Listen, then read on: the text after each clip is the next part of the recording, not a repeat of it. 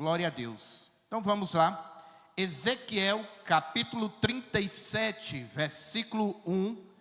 A seguir nos diz a seguinte palavra do Senhor. Veio sobre mim a mão do Senhor, e Ele me fez sair no Espírito do Senhor, e me pôs no meio de um vale, que estava cheio de quê? Mais uma vez, cheio de? Mais outra vez, para nós não esquecer, cheio de? E me fez passar em volta deles. E eis que eram muito numerosos sobre a face do vale. E eis que estavam o quê?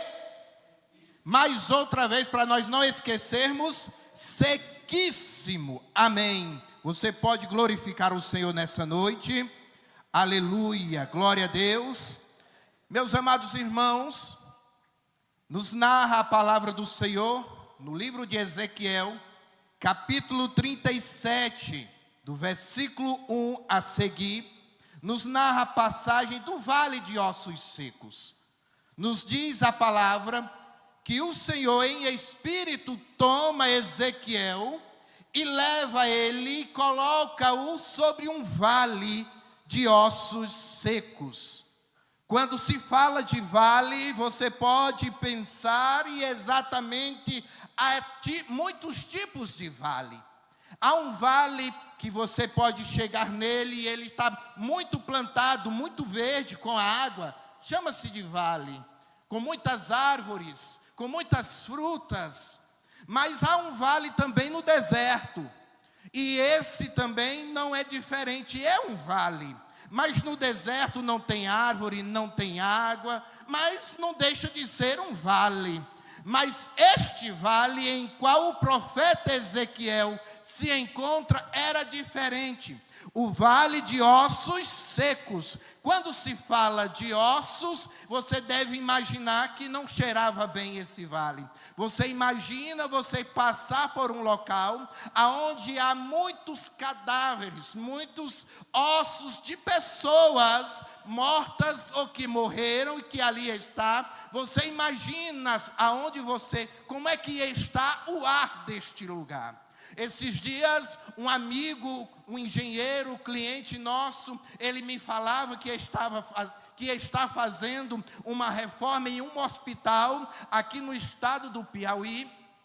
E ele trabalhando, e ele estava na parte de baixo, aonde funciona o IML. E lá, esses dias, ele trabalhando, aconteceu um acidente na cidade, onde muitas pessoas haviam morrido. Mas um caso interessante que aconteceu é que um desses mortos que estavam lá, a família ainda não tinha ido recolher, ainda não tinha ido buscar. E ele disse que esse corpo estava em um determinado quarto, lá na maca, parado, fechado. Mas ele disse que quando chegou no lugar, estava apenas com 2 dias. E quando ele chegou naquele quarto, na porta, ele disse que não suportou o cheiro que exalava daquele quarto. E ele disse que teve que ser amparado pelos colegas, porque o seu estômago não suportou, aquela carga que veio sobre as suas narinas, e ele não aguentou, teve que ser amparado. Agora você imagina, Ezequiel, ele chega em um local em espírito, e você imagina como é que está o ar naquele lugar. Você imagina qual é a visão, porque também não era apenas o cheiro, mas também tinha a visão. Qual foi a visão de Ezequiel? E Ezequiel, o profeta Ezequiel, ele começa a falar a visão que ele teve. Ele começa agora a narrar a visão que está vendo. Eu fico às vezes tentando imaginar o que se passava, embora ele estivesse em espírito, mas o que se passava na mente de Ezequiel após ele voltar ao seu corpo. Se você consegue imaginar esta visão de Ezequiel, eu acho que talvez a sua visão, a sua imaginação deve ser igual à minha. Foi muito forte, foi muito tenebroso. E ele começa a ver montanhas de ossos. Para onde Ezequiel olhava, havia muitos ossos, muitíssimos ossos. E ele começa a descrever e diz: olha, há muitos ossos, Senhor. E esses ossos são o quê? Sequíssimo. Não era apenas seco, Marcelo. Não é apenas algo que você colocou no sol e secou ali e você retirou. Estava sequíssimos. Quando se diz sequíssimos, é porque já não há mais capacidade nenhuma de haver vidas. Quando você imagina que Lázaro, após ao terceiro dia de morto, ao quarto dia de morto, ele, o seu estado em putrefação, mas vem a palavra do Senhor Jesus, aonde dizia: Lázaro, sai para fora. Ainda há possibilidade de ter vida? Tem. Pois obedeça à voz do teu Criador e sai para fora. Porque aquele que tem autoridade sobre a morte ordena e que tem a vida, e a vida volta ao corpo de Lázaro, e ele levanta, atados, amarrados, mas saiu para fora. Mas o Senhor faz uma pergunta a Ezequiel. E talvez essa pergunta a Ezequiel foi a mesma, e com a mesma proporção, a intenção da mesma pergunta em que Jesus fez aquele paralítico no tanque de Betesda. O Senhor pergunta a Ezequiel: Ezequiel, porventura estes ossos podem ter vida? Qual foi a resposta de Ezequiel? Mas ele não disse que podia ter vida. Senhor, pode ter vida. Tem vida, há capacidade de ter vida. Quando o Senhor Jesus pergunta ao paralítico, lá no tanque de Betesda, e pergunta: homem, tu queres ser curado? O Senhor Jesus não estava perguntando as possibilidades. O Senhor Jesus não estava procurando a ele, perguntando a ele as possibilidades que ele podia fazer para voltar. Não, o Senhor estava dizendo para ele: homem, tu queres ser curado? Era uma afirmação para aquele paralítico. E ele diz: Senhor, não tem ninguém que me pegue e que me coloque no tanque quando as águas... Não, o Senhor não estava perguntando isso. Se tinha alguém, se havia possibilidade dele entrar dentro do tanque, não. O Senhor estava dizendo: homem, se tu quer ser curado, pegue o teu leito, põe nas tuas costas e anda, vai para a tua casa, aleluia. A palavra do Senhor, Ele não está procurando se há possibilidade. O Senhor está afirmando que tem possibilidade.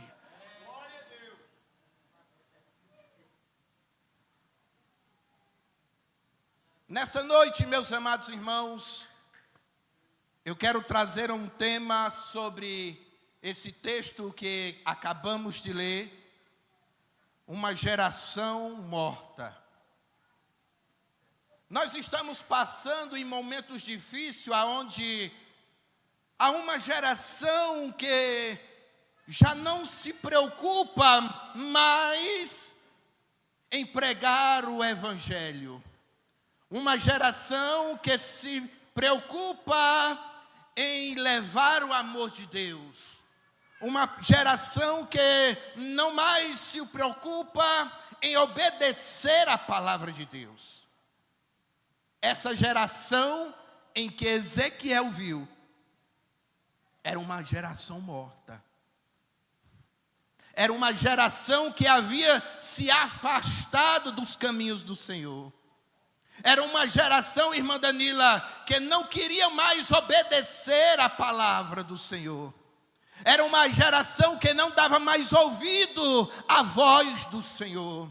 Era uma geração que não dava mais liganças à obra do Senhor. Era uma geração que não queria mais saber de Deus, mas estava vivendo os seus próprios deleitos da forma em que eles queriam.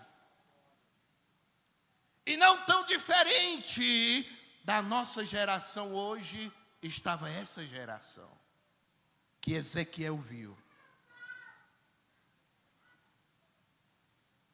Mas eu quero dizer nessa noite, meus amados irmãos, que quando Deus traz vida ao que está seco, Deus está dizendo: eu estou por cima, eu faço, eu ordeno, eu mando, eu sou a vida, eu trago a vida. Deus está dizendo: eu posso restabelecer o que está seco.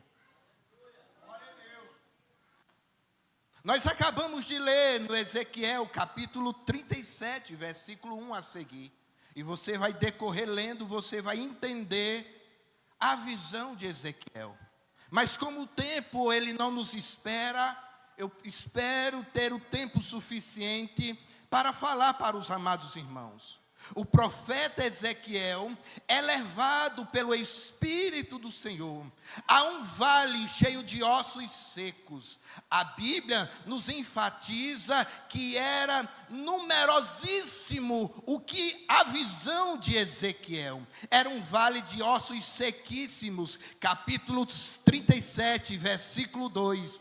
E isso revela uma condição extrema, morte antiga, quando Ezequiel está dizendo: olha, Senhor, o vale é de ossos sequíssimos. Ele estava dizendo o seguinte: quem morreu aqui já é antigo, já há muito tempo que está aqui. Mas essa morte antiga também vem acompanhado de quê? Esperanças perdidas. Ele também vem acompanhado de quê? Impossibilidade humana. Quando Ezequiel está falando ao Senhor: Senhor, os ossos já estão sequíssimos, já não há mais condição. Olha, Senhor, as esperanças de quem já morreu aqui já é zero, já se acabou. Senhor, as esperanças humanas, é impossível para esses ossos voltar a ter vida. O Senhor ouve as palavras de Ezequiel, mas Ezequiel a ele vai trazer essa visão representando uma geração espiritualmente morta, distante de Deus, sem a direção de Deus, sem a vida espiritual. Essa era a condição dessa geração que Ezequiel viu. Era a geração de Israel, era aquele povo de Israel. Mas trazendo para os nossos dias hoje, trazendo para as condições hoje, será que nós estamos diferente? Será que o que estamos vendo está diferente? No livro de Efésios, capítulo 2, versículo 1. E vos vivifico, olha só, Efésios, capítulo 2, versículo 1.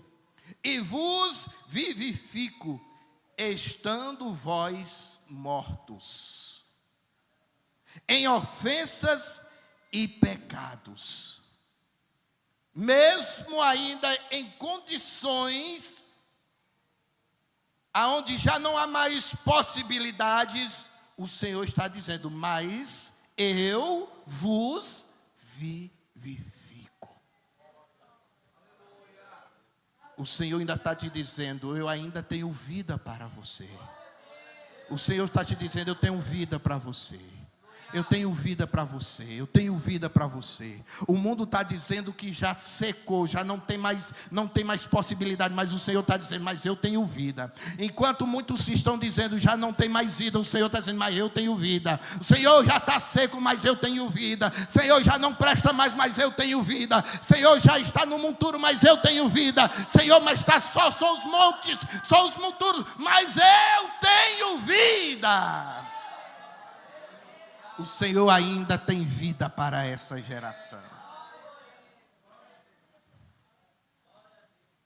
Aleluia, aleluia, aleluia. Aleluia, aleluia. O Senhor ainda tem vida. Aleluia. Oh, glória. O Senhor ainda tem vida. Aleluia. Deus vê além da morte.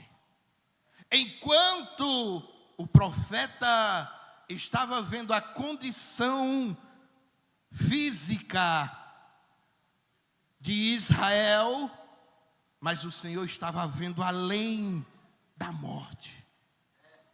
Mesmo diante daquele cenário impossível, Deus pergunta para ele, Ezequiel: filho do homem, poderá viver estes ossos?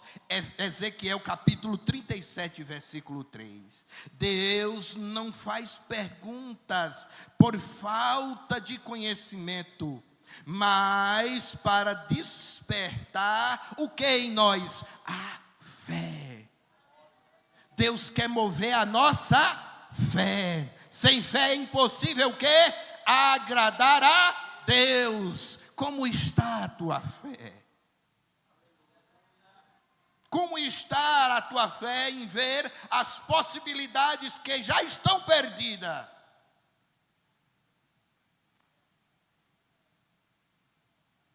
Mas para despertar a fé, onde o homem vê o fim, Deus vê possibilidades. No livro de Lucas, capítulo 1, versículo 37. Para Deus nada é o quê? Impossível. Enquanto o homem está vendo impossibilidade de se levantar, enquanto o homem está vendo impossibilidade de crescer, enquanto o homem está vendo impossibilidade de cura, enquanto o homem está vendo impossibilidade de alimentação, enquanto o homem está vendo impossibilidade de restauração, Deus está vendo a restauração da saúde, Deus está vendo a restauração da família, Deus está vendo a restauração da vida espiritual, Deus está vendo a restauração da vida sentimental, Deus está vendo a restauração da vida financeira, Deus está vendo além da morte que o ser humano está vendo. Aleluia, glória a Deus, glória a Deus. Deus não vê como o homem vê. Deus não vê, Deus não está no mesmo patamar espiritual do homem. Aleluia. Glória a Deus. A palavra liberada, ela faz a transformação. Deus ordena a Ezequiel. Deus fala para ele: profetiza estes ossos. E diz-lhe: ossos secos, ouve a palavra do Senhor. Ezequiel capítulo 37, versículo 4.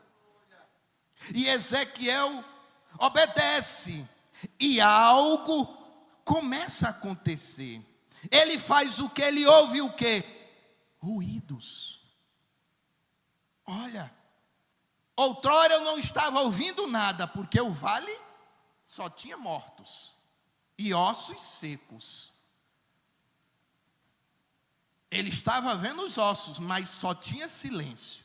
Agora ele começa a ouvir. Ele começa a ouvir um ruído.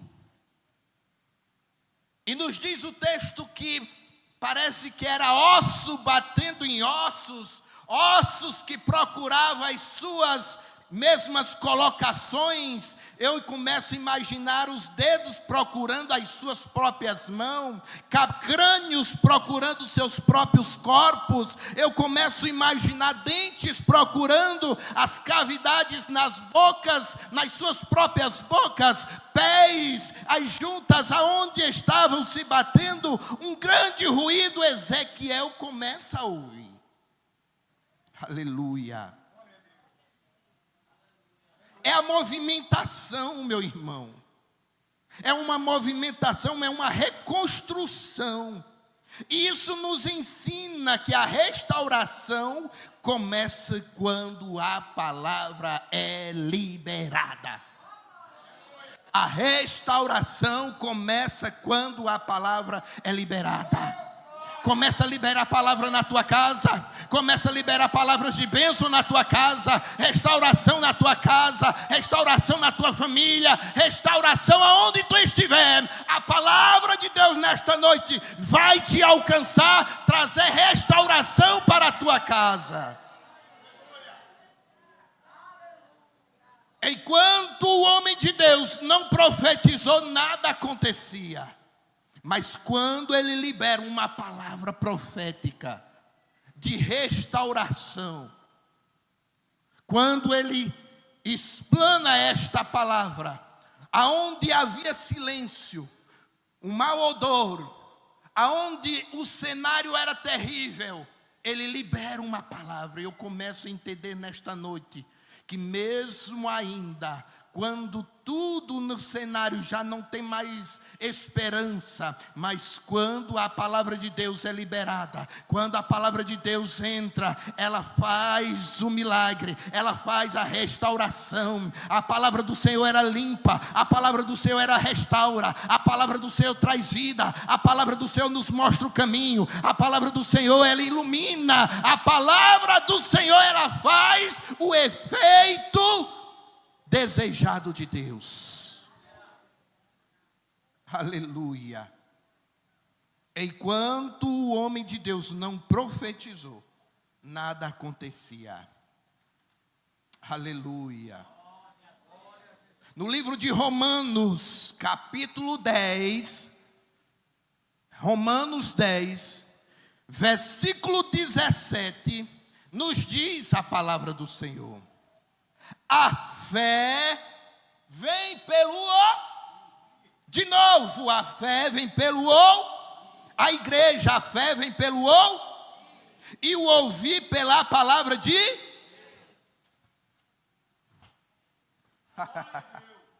aleluias.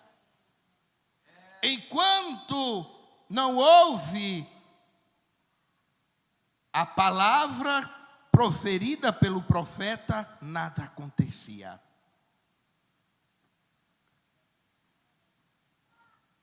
Será que qual tem sido as nossas palavras?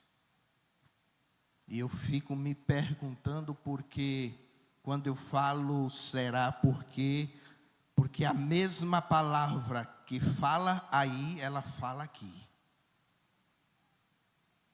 E eu me imagino como tem sido as minhas palavras dentro de casa.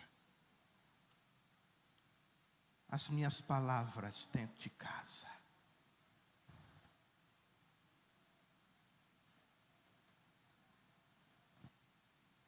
Como tem sido as tuas palavras dentro da tua casa? Aleluia. Glória a Deus.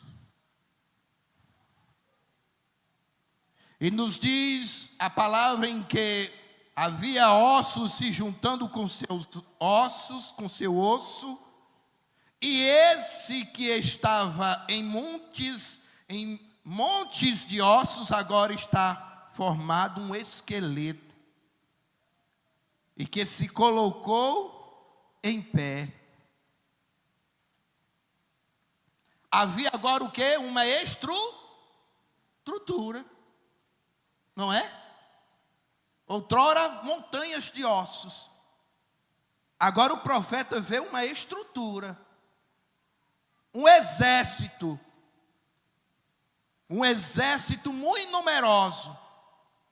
Mas um exército sem vida, um exército sem pele, um exército sem carne, um exército, mas de ossos ainda, uma estrutura,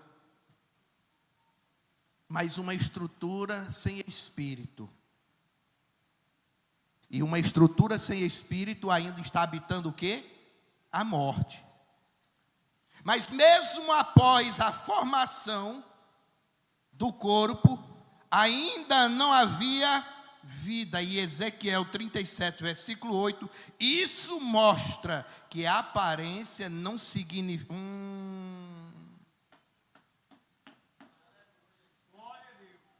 Aí aqui vai doer. Aqui vai doer, André. Porque a aparência não significa transformação. A aparência não significa que você está sendo verdadeiro. Porque parecer não quer dizer que é.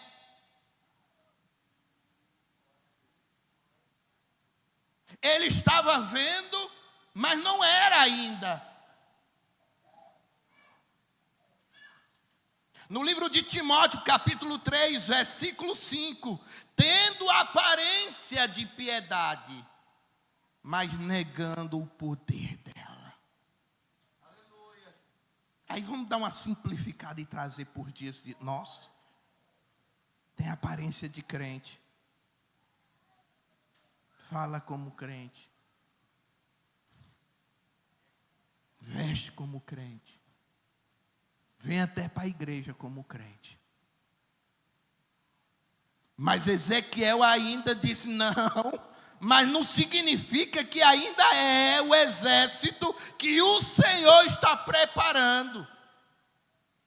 Porque as 10 virgens estavam no mesmo lugar. As 10 virgens estavam todas vestidas do mesmo jeito. As 10 virgens carregavam as mesmas lamparinas. As 10 virgens estavam todas iguais, adornadas igualzinho. E as 10 virgens estavam com as suas lamparinas acesas. Mas o que vai te dizer, o que vai determinar o ponto em que você está preparado, é se você entrar no lugar da festa. Porque 5 estavam munidas de óleo. Tem o óleo na lamparina e tem o óleo na vazia. Dá para chegar lá no lugar da festa. Dá para me chegar lá. Tá pouco, mas vai dar. Vai chegar na rapinha, mas chega. O fogo pode estar até apagando, mas vai dar para nós chegar lá. Mas no meio do caminho, 5 disseram, ei, nos ajuda com um pouco de óleo, porque as nossas já estão se apagando, já não tem mais nada. Ué, mas não estavam todas no mesmo lugar, não eram todas virgens, não estavam se preparando, estavam todas... Estava, mas não significa que vão entrar. Voltaram, se prepararam, mas quando chegou já era tarde. E o que vai determinar é o tempo e o carrego do óleo. Será como nós estamos? Será que nós estamos seguindo esse mesmo padrão? Tendo a aparência de piedade, mas negando o seu poder. O Espírito Santo nos traz vida. Deus ordena novamente, profetiza ao Espírito. Sopre sobre estes mortos, para que vivem. Ezequiel 37, 9. Quando o Espírito Santo, meus amados irmãos, entra, tudo muda. quando o Espírito Santo chega, é como se você estivesse na escuridão, sem saber para onde ir, sem saber aonde pisar, sem saber o que fazer, e alguém chegasse e acendesse uma luz. Aí você dá de conta de tudo agora. Agora eu sei para onde eu vou, agora eu sei aonde eu piso, agora eu sei com quem eu estou. Esse é o significado desse Espírito Santo na nossa vida. Tudo muda. Ezequiel 37:10. E viveram e se puseram em pé um exército grande e extremo. A verdadeira vida vem do Espírito. O Espírito é o que vivifica. João capítulo 6, versículo 63. Se o Espírito, se tiver morto e o Espírito Santo chegar, traz vida. O Espírito Santo vivifica. O Espírito Santo muda. O Espírito Santo convence. O Espírito Santo mostra. O Espírito Santo nos mostra o caminho. Se o Espírito daquele que ressuscitou a Jesus habita em vós, também vivifica. Romanos capítulo 8, versículo 11. Se o mesmo Espírito que fez a ação em Jesus Cristo, é o mesmo Espírito que está habitando em vós, eu sei que os irmãos estão vivos. Eu sei que eu vou estar vivo. Se o Espírito daquele que ressuscitou a Jesus habita em vós, também vivificará a cada um de nós. Deus transforma uma geração morta em um exército vivo. O vale de ossos secos se torna um exército. Deus não apenas restaura indivíduos, Ele levanta uma geração. Aleluia. Deus não apenas vivifica. Eu não sei qual é o teu pensamento, eu não sei o que está passando pela tua cabeça. Irmão Helder, eu estou desfalecendo. Irmão Helder, eu estou pensando em desistir. Irmão Helder, eu estou parando. Irmão Helder, eu já não sei mais o que fazer. Eu quero te dizer nesta noite, embaixo desta palavra, a qual nós estamos nessa noite pregando, que o Espírito do Senhor, Ele traz vida e renovo para a tua vida.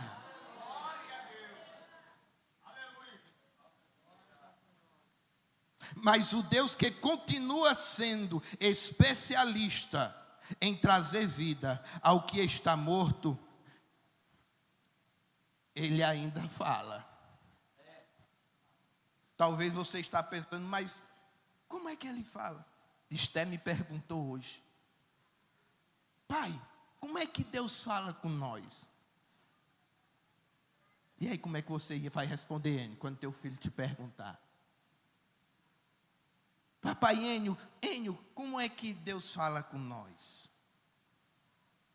Deus ainda fala aos nossos ouvidos.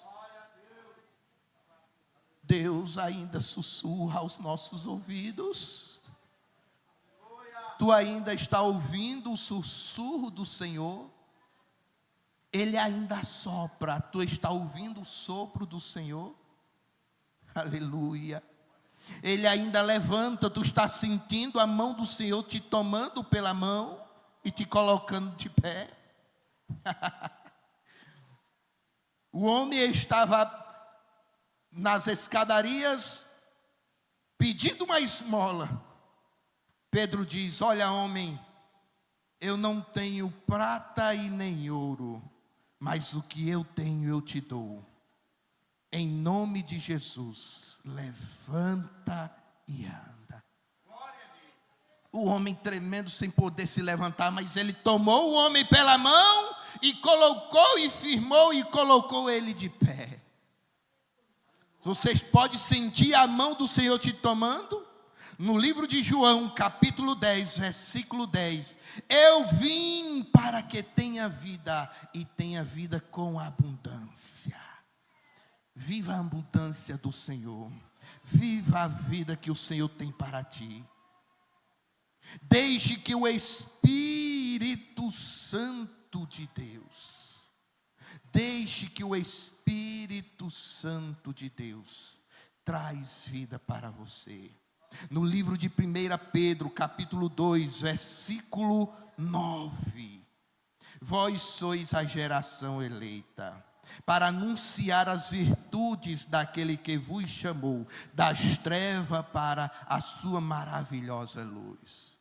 A geração naquela época em que Ezequias viu era uma geração sem vida. Hoje o Senhor está transformando e está dizendo para você: você é a minha geração eleita. Eu vos chamei para pregar as virtudes, para pregar a minha palavra, para mostrar a minha maravilhosa luz para aqueles que estão andando nas trevas. Deus transforma a geração.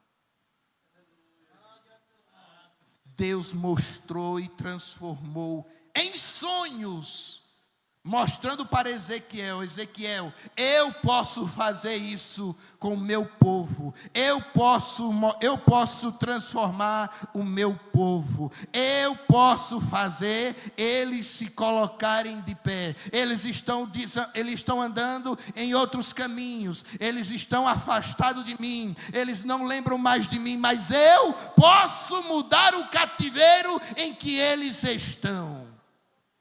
O Senhor, Ele transforma a geração. Se você quer fazer parte dessa geração eleita, e quero convidar aos irmãos a se colocarem de pé. Aleluia. E se você quer mudar a tua vida, esse mesmo Deus, Ele quer mudar os teus caminhos. Ele quer transformar a tua vida. Esse mesmo Deus quer trazer um renovo para a tua vida. Que você deixe o Espírito de Deus soprar sobre você, para que você venha receber uma vida e seja instrumento alcançado pelas mãos do Senhor e usado para mudar as vidas nessa geração que está morta. Irmão Helder, eu quero ter vida transformada. Eu quero ter vida mudada. Eu estou cansado de viver nesse mundo. Vem aqui nessa noite. Venha nessa noite. Deus transforma a tua vida. Eu não consigo fazer nada, mas o Deus que em mim habita pode fazer na tua vida. Assim como Ele fez em muitos que aqui estão. Em que muitos olhavam e diziam: não, aí não vai prestar. Não, aí não faz nada. Não, aí não vai dar em nada. E até aqui o Senhor tem nos sustentado. Se você quer ter essa vida transformada, venha aqui nessa noite. Queremos orar por você. Queremos orar por você. Levar você até diante do autor e consumador de nossas vidas. Amém? Alguém para Jesus nessa noite? Eu agradeço a esta oportunidade em nome de Jesus. Presbítero Pio.